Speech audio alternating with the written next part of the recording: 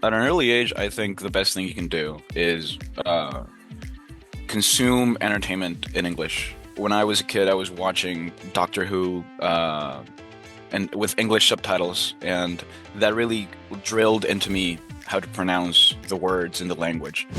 If you're a new student, you are going to know people, and then you can keep in touch with them. Uh, and if that doesn't work, then I would recommend joining clubs, joining things, going to activities. There's always things going on all throughout campus because people plan out their things. Uh, you can go to the car club, the riding club, anything, any club. You just apply, you get in, and then you talk to people over there. You can find something related to your hobbies. If you like whatever it is, if you like whatever, you can, there's probably a club for it because people probably like it too somewhere else. And you can go there and talk to people about your hobbies.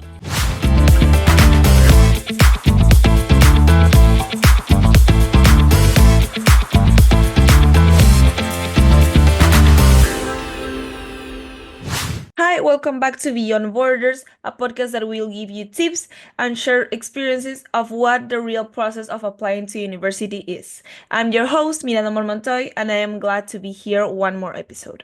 In this episode, I have the honor to interview Stefano Rosazza, a Peruvian student that is currently studying in Purdue University, with a major of engineering and red technology and a minor of economic and business. Purdue University is globally recognized for its top-ranked engineering programs, constantly ranked among the best in the world. Stefano was part of the pandemic prom, but that didn't stop him to achieve all his goals. He participated on the MUN club since 7th grade and was vice president of the MUN in Chicago and New York. He was first violin and outstanding tecladist. Also, one of the four leaders of CAS that raised more than 40,000 soles to build 8 houses. What inspired you to study abroad? I like the education system in America better than the one we have back home. Uh, it seemed like the opportunities that you get from studying abroad were going to be uh, a lot more diverse. My options would not be as limited, and since it is a bigger country, so I can go into working in many different places, many different ways. I could go into different states, and the amount of companies that I can work for is just a lot bigger. The market's bigger, uh, and I think the opportunities you get from studying here are a little bit better. So when I got accepted, I didn't really think it twice, and I went to study abroad. Yeah. And what universities like you got accepted to?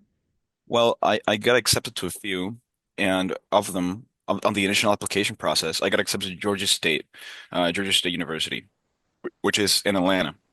And from there, I transferred to Purdue University, which is where I am now. Um, yeah. So I got accepted into a few, but my top options, I did not, get, I didn't get accepted into them. But my top options were the Ivy Leagues. And that is fine. I wasn't really upset about that. Not everybody gets into them. I didn't, but still, they're not everything, and you can still get a lot of opportunities by studying in other universities. And what like did you choose this particular university, like Purdue? Purdue? Well, I I when I was at Georgia State, I thought that I was not being challenged enough. I was Since I'm an international student, I went from Peru to state to study, and there was this is going to sound a bit there was not enough things to do academic wise. I wasn't really paying a lot of attention to uh how much homework there was. The exams I would barely study. I would get very good grades, and I felt like for the trip that I had done as an international student, it was just not enough. I was I was barely breaking a sweat, and my grades were better uh, than a lot of other people's. So I said, this program is not challenging enough. Uh, I could be chasing better things with a more challenging university. And since my grades were good and my case was good, I applied to a few. I got into Purdue, and then now I'm here, and I'm very glad I am. Great. And can you tell us about how do you decide on your career path and what has been like the most challenging part of the career that you choose? So picking my major, I am studying network engineering at the moment. I didn't start that way. I was studying computer science at first when I was at State, and I always liked the technology aspect of the computers. So initially, I thought I wanted some programming, which led me to computer science over at Georgia State. Uh, and since I liked how computers worked, I played a lot of games. I was very intrigued into how people actually make them, the intricacies of things going on behind the screen. So that led me into computer science. And after that, when I transferred, after taking some classes, I had the opportunity to shift a little bit into network engineering, which I found a lot more interesting because there you could actually network engineering, computer infrastructure, you could actually see the hardware and the things that make any organization go. Any organization happens. If after you get to a certain size, you need a network. Most people outsource it, but every company has it. And I saw that opportunity and I really enjoyed the the things we were seeing in the classes. So when I transferred and my major shifted, and I was glad that happened. Also, the market for a job is bigger in the major that I am now. But initially, I was going into computer science, but now I'm studying network engineering, computer infrastructure. Uh, so this was not how it started, but I'm glad it got that way. How was your first year abroad and any surprising or challenging moments that happened to you?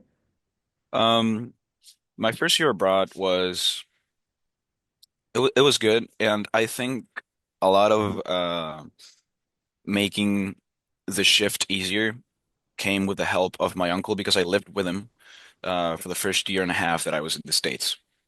So since he was nearby, I didn't really need to pay for housing, and that was a blessing. I'm very lucky I was very lucky to get there, and so being able to live with him and communicate with him made the process a lot simpler.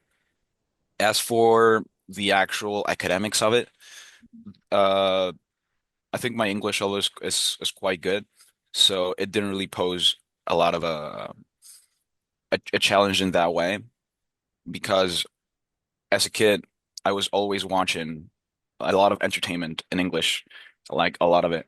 So I could understand people, I could talk to people. But something that did become challenging was the accents of some teachers that are also internationals.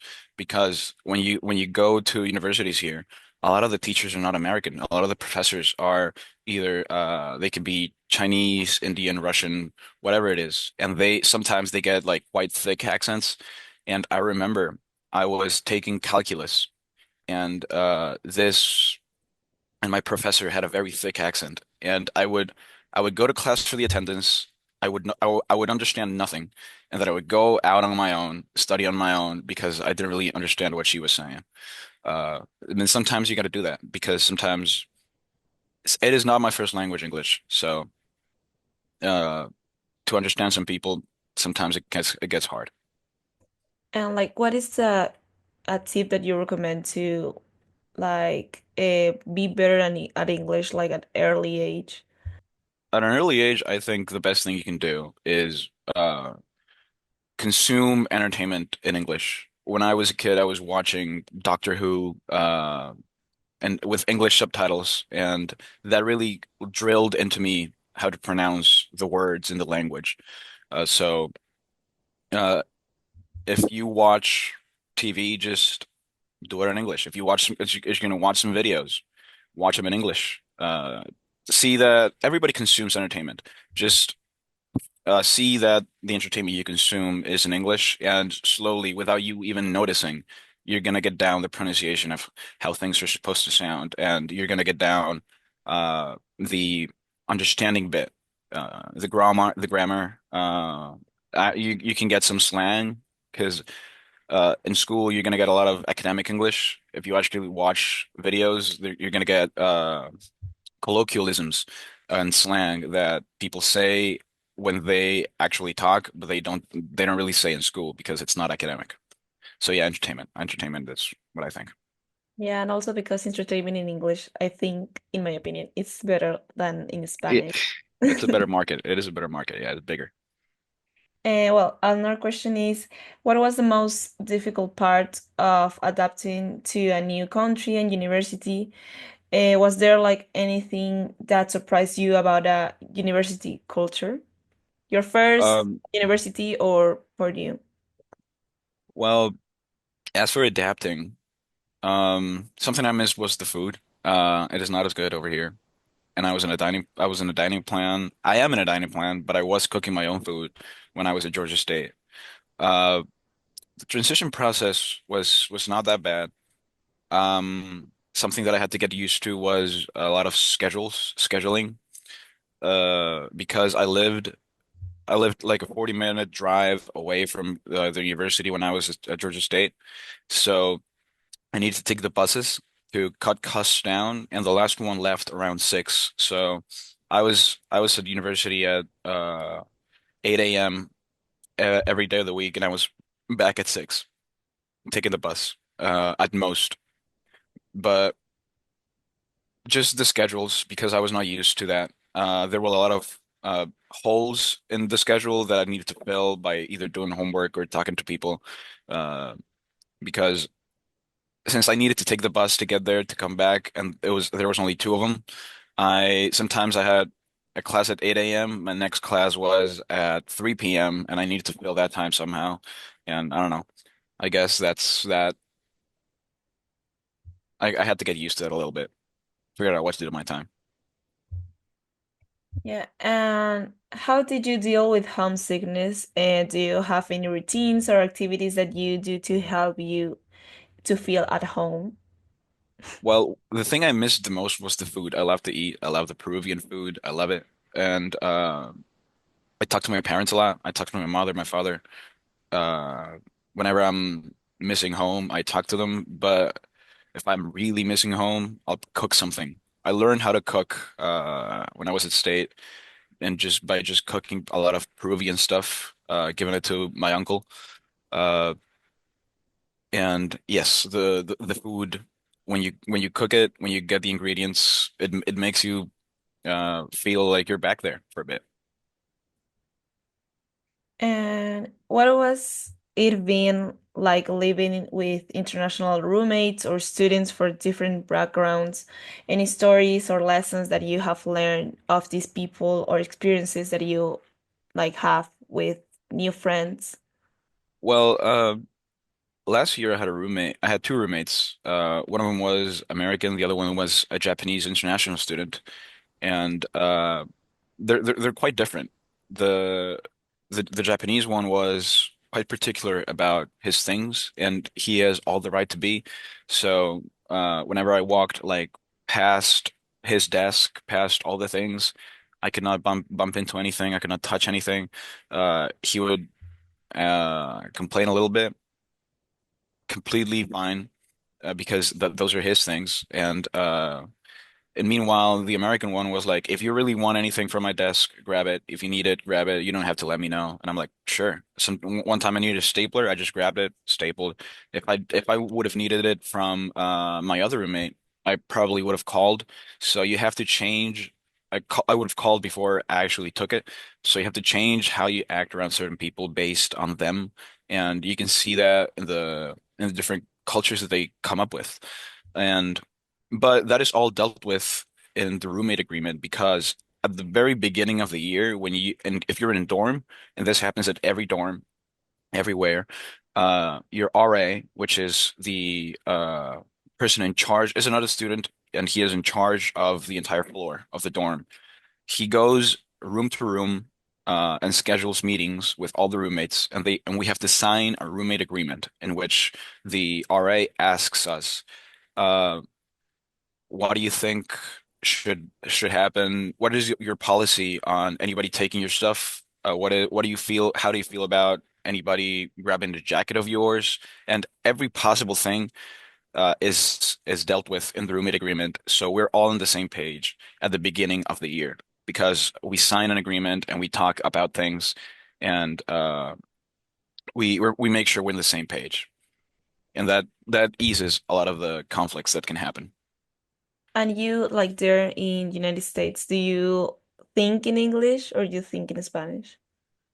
Um, I'd say after when I got here, I was thinking in Spanish in my head, but after a while, I probably think in both now. If working on an assignment, I think in English, and I reason in English when I'm doing any homework, when I'm talking to people. Um, Everything in my mind is in English, and then if I'm talking to somebody that speaks Spanish, then it goes to Spanish. So in my head, my head speaks English when I'm dealing with anything English related. So not a lot of translation word for word, which is what I have seen some people struggle with. They say their sentence in their original language, their mother tongue, and then they translate word for word, and that's where they get tangled up in their minds or their tongues.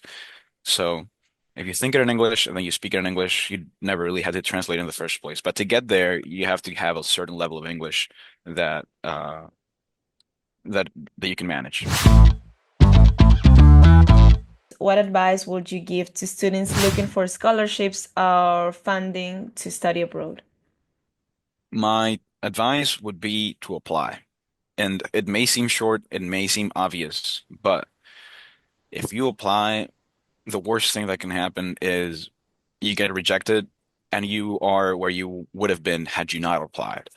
So apply to as much things as you can. Apply everywhere. Apply to this thing, that thing, grants, scholarships, anything. Even if you don't think you're gonna get it, you should still apply. You might just get it. Apply to as many things as you can, and and then go for the best thing that you got. And with your experience, what do you think universities want? What tips do you have for writing essays, doing passion projects, or extracurricular activities on high school? What they want, I think, is to look at you as a person because they can get your grades on the transcript and they can see the numbers there. And what really the people who get in from the people who don't is how they are as a person, how they are as a member of the community. And what a lot of people like is that you are a good person that helps out, that has done things for other people and has the best interest of others in mind in services. Uh, and if, for example, if you're doing the IB, CAS is a very good way to do that. Uh, when I was in high school and we did CAS, we were building houses, and I put that on my essay, and it really went a long way because to be able to say that you raised a lot of money to build houses for people, uh, that speaks more than I got a 20 on this course, I got a 20 on that course. So because grades are going to blend in. What separates people is their actual activities and what they do with their time, how they are as a person. So that is the separator. That's what you should focus on your essay. Don't really talk about your grades that much because they can see it on the transcript. How did you make friends in a new country? How do you stay connected with family and friends back home? Well, the first friends that I made over here were in when you get to the university, what they do, they have events uh in which here in Purdue it's called BGR, in which they put you in a group with 8 other people, and then you get to know the university, and that is something mandatory for every new student. So If you're a new student, you are going to know people, and then you can keep in touch with them. Uh, and if that doesn't work, then I would recommend joining clubs, joining things, going to activities. There's always things going on all throughout campus because people plan out their things. Uh, you can go to uh, the car club, the riding club, anything, any club. You just apply, you get in, and then you talk to people over there. You can find something related to your hobbies. If you like whatever it is, if you like whatever, you can, there's probably a club for it because people probably like it too somewhere else. And you can go there and talk to people about your hobbies. How do you stay connected with your family or like basically friends of your school back home? Well, as for my family, I talk to them. I call them every so often, every 2 to 3 days. I call them, we talk for a bit, they update me, I update them on how things are going. So I just call them. But as for my friends from back home, I don't really call them. I'm not really a caller. So we just play some games from time to time. We have a Discord server. We go in, we play, and then we just talk about things, and then we all leave. It's not really like a schedule or something. Whenever both of us are bored, 2 people, 3 people are bored, we just play for a bit, talk, and then leave. And I talk to them probably every day still. Uh, so I have kept up with them in contacts because just through games, I just play with them because we get bored. Um, what was the most confusing or complicated part of the visa or like bureaucratic process? Any tips for navigating it? The documentation probably, because they need to know everything. So we had to get bank statements and a lot of bank documents that were saying the stating officially the economic situation that me and my family were in. So we had to get those, and we didn't really know what they looked like. Uh, so we just talked to the bank. And we were like, "Can you give us a statement that says that we have enough money to pay for the university?" So we present that to the visa guys, and then when they have proof that you can actually afford university, then then you can then you can go there. But getting the documents, getting all the documents from the bank, all that stuff, that was a bit complicated. Well, not complicated, just complex because we didn't really know what we were doing at first. And then after that, probably some immunization forms. Uh, Thankfully, we have a doctor in the family, and we went to him, and he signed a couple papers. If you don't, then you need to go to a to a hospital or something to get an appointment with a doctor, and then they have to acknowledge that you are vaccinated for everything that you need to be vaccinated for. They don't want you bringing diseases into the country. So I had to get some documents saying that I have these vaccines, I am healthy in these ways. Uh, so yeah, so there's bank statements and then there's medical statements stating that you are apt to come here. Those were I didn't really know what they looked like at first, so that was a bit complicated at first, but we eventually, once you deal with it, then you forget about it. Yeah, you can manage that very easy. How do you study? What methods or habits have helped you maintain your academic performance? Well, I think I said this before, but time management probably is Mhm. the biggest thing that will go a long way because when you take a lot of courses, you you get deadlines that match up. I remember I had I think 3 midterms in 2 days and 2 quizzes from 5 different classes and in the span of 2 days. And if you start the day before on that, you're not gonna get it done. You're just not. It's too much to do. So you gotta get ahead of it. The earlier you can finish the any work whatsoever, the easier time you're gonna have afterwards when the deadline comes. And I remember back at State, we had a couple asynchronous classes, which is like no schedule. You just get a bunch of work that you do throughout the semester, and if you do it, then you get the credits for the class. And I remember I did that. I think I just locked myself in a room for a weekend, and I worked for hours and hours and hours, and I got the entire semester done in like 2, 3 days. And after that, it was one class less that I needed to worry about for the rest of the semester. And when finals week came, when midterms week came, that was a blessing because uh, I didn't really have to worry about a course. I had one less course to deal with because all those weekends ago, I had done the entire course in just this one weekend. But that's only for asynchronous courses that don't have a schedule. If they do have a schedule, they have different deadlines, then you can really do that. But I would recommend just getting ahead either way. What inspiring lessons have you learned so far of your academic journey? Maybe a professor, a friend, some experiences that you have. He teaches network, one of the core classes. Everybody works a lot in his classes. However, he is the guy you go to when you want a recommendation because his classes are hard, but once you get through them, every single person that passes knows everything about the class. So there's no slacking off. Uh, he makes sure everybody learns, and that is something that is very respectable.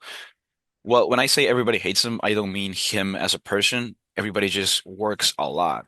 And his are the labs that I have had to stay throughout the night just working. Uh, but and he has a reputation for being a tough one, but if he will help you.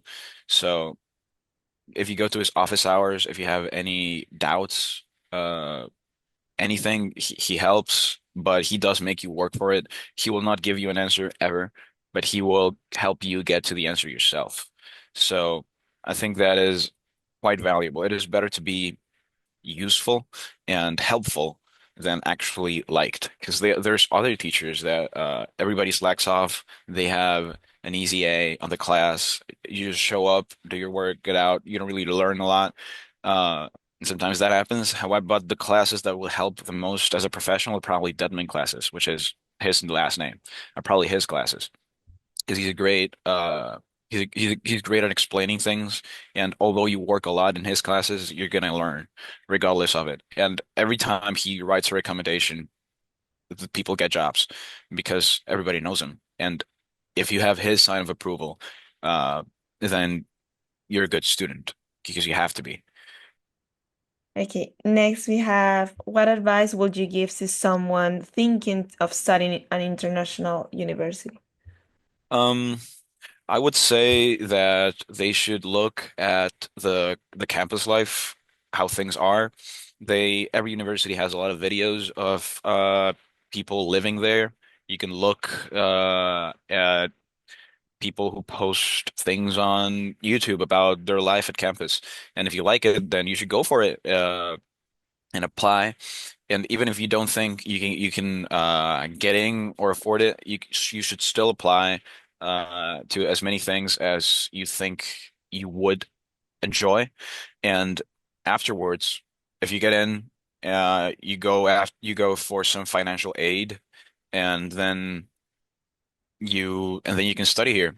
Because a lot of people just don't pay full price because of all the grants. And if you keep your grades up, if you're a good student, if you keep your grades up, you have scholarships, they offer a lot uh, of scholarships. They offer them to everyone, uh, as long as you apply, of course. And if you could sit down for a coffee with yourself before studying university, what advice would you give? I would, before the application process, I think I said this, but I would apply to more universities Mhm. because I ended up transferring here because I like this one much better. It has better opportunities, but if I had applied to more from the get-go, from the beginning, then I wouldn't have had to do that. Um, so if you apply to as many as possible, get them in three ranges, your dream universities, then if you don't get accepted into those, then you got your backups. Um, and yeah, the worst that can happen is they say no. So you should always apply. And if you like the place, apply. and you might get into one. And same goes for grants and scholarships. Apply to every single one of them. For grants, yes. For grants, apply to every one of them. You might get one. And well, this is the finish of the podcast. And how do you think it is? What will you recommend me, or what do you think about it? About the podcast, I like it. I like it. Um, it's a good idea.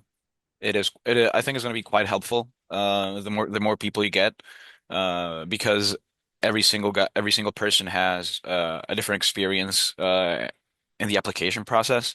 I applied quite a few years ago, so it is not a very fresh in my memory, but I am sure that what I went through is not going to be the same as what other people went through.